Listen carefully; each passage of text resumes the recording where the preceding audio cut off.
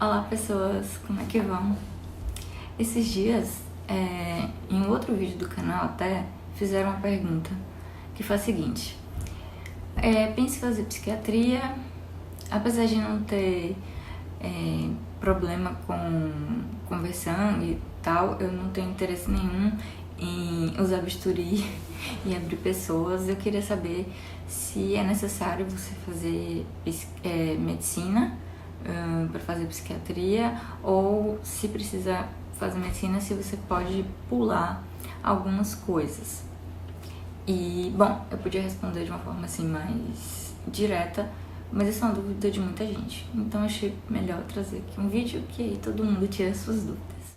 Antes de entrar na pergunta em si, tem algumas observações que eu gostaria de fazer. A primeira delas é: o que é que te motiva a escolher a psiquiatria, no caso dele, ou qual curso que você quer? Porque a gente escolhe muito cedo, né, qual curso que a gente quer fazer e o que a gente vai trabalhar. E muitas vezes essas escolhas são feitas com critérios que não são muito válidos. Por exemplo, eu sou boa em matemática e aí eu vou fazer engenharia. Eu sou boa em biologia, vou fazer medicina. Eu sou boa em dar conselhos e vou fazer psicologia. E apesar das matérias do colégio, né, serem importantes, de alguma maneira elas vão entrar na sua vida, na prática,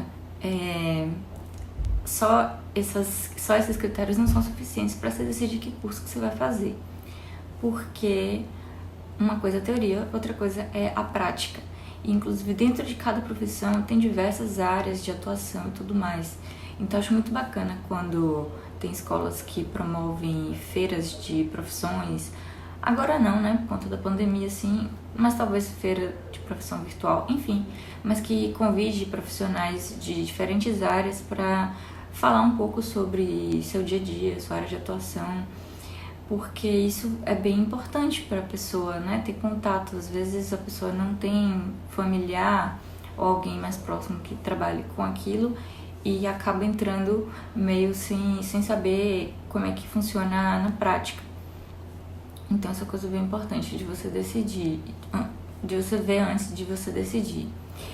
Outra coisa também é se essa é a sua motivação, porque a gente sabe também que as pessoas gostam muito de opinar sobre, né? Não que você não deva levar em consideração, mas a questão do autoconhecimento e uma certa maturidade também para você filtrar aquilo que as pessoas estão falando do que você planeja para sua vida. Isso tudo é importante também.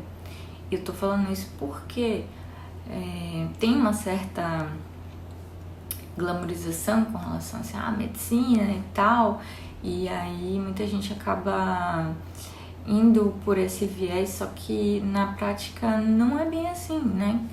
Tipo, você vai passar 6 anos de um curso que é muito intenso, tem várias coisas, e então você tem que estar muito consciente dessa sua escolha. Tipo assim, não, já entendi como é que funciona a vida do médico e tudo mais, eu tô, tipo assim, li o contrato e aceito as condições, entendeu?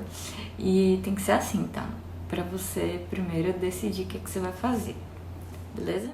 Um outro ponto que eu gostaria de chamar a atenção, mesmo que você decida fazer medicina, é o seguinte: você vai entrar no curso, mesmo que você tenha uma certa vontade de fazer determinada área, muito possivelmente você pode mudar de ideia ao longo desse tempo.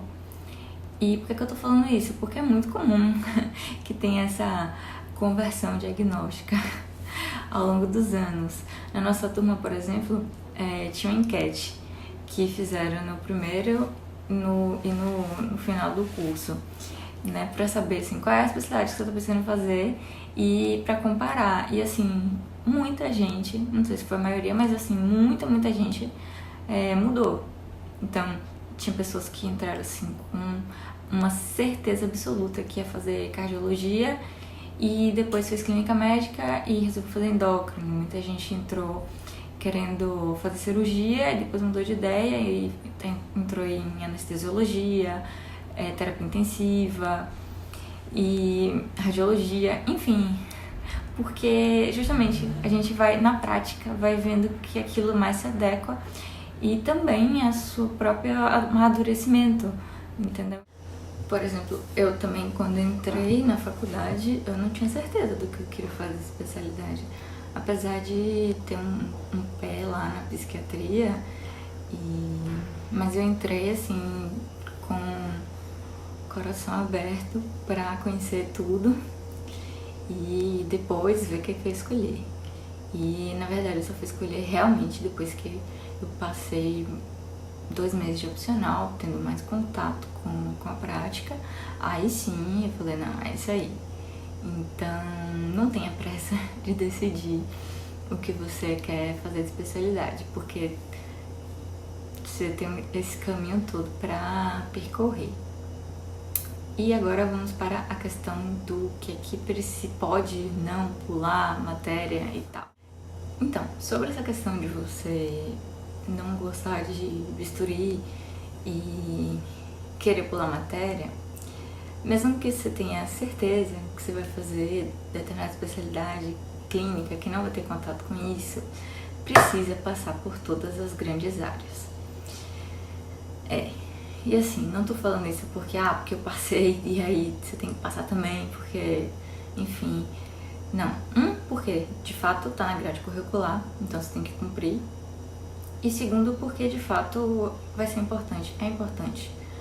Independente do que você vai escolher depois que você terminar a faculdade, você precisa ter uma noção de todas as grandes áreas, entende? Porque você pode, depois que formar, decidir trabalhar um tempo em atenção básica, ou então até trabalhar em UTI, em UPAs, etc. Então você precisa ter esse conhecimento, você vai sair com esse conhecimento, você vai ser um médico generalista. E isso é importante, mesmo depois que você fizer a especialidade, você vai continuar utilizando esses recursos. Acredite, mesmo nas áreas clínicas, em algum momento você vai precisar.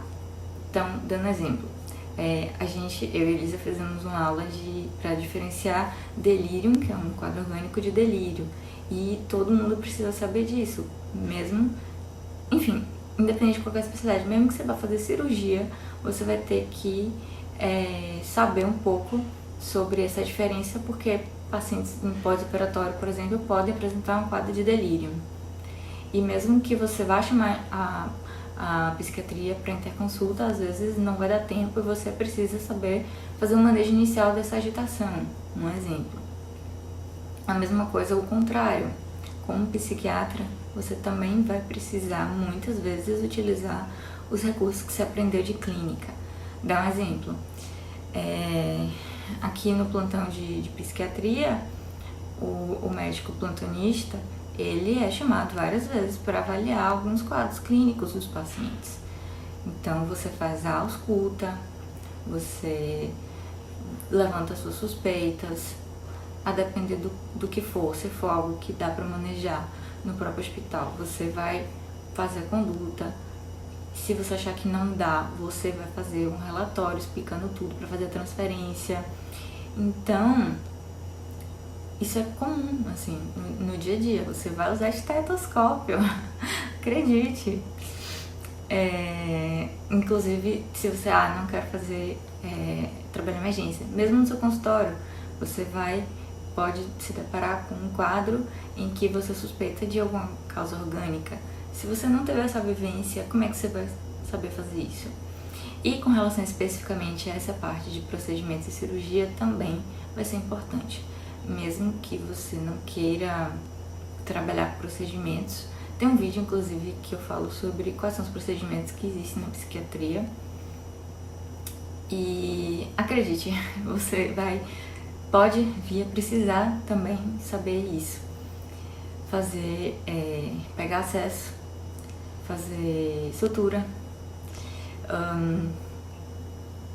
essas coisas. Não é que aconteça sempre, entendeu? Mas assim, são realmente conhecimentos que você precisa ter ali no seu HD, mesmo que esteja inconsciente, porque na hora que acontecer e você vai precisar, você vai estar ali para poder prestar a assistência da melhor forma possível, entendeu?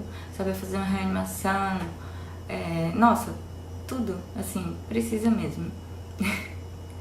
Então, não fique triste por causa disso, que, nossa, você aprende muito, entendeu? E isso vai ser um diferencial na sua vida, você não se fechar para esses conhecimentos durante a faculdade, porque tem gente que ainda tem essa ideia, né? Tipo, ah, não, eu tenho certeza que eu vou fazer tal coisa, e aí negligencia aquela matéria, né? Tipo assim, por exemplo, se eu negligenciasse cirurgia e, sei lá, um dia eu preciso fazer uma sutura, poxa, eu vou fazer uma sutura muito mal feita e vai ficar um negócio ali muito feio, né, pro paciente, que poderia ser evitado.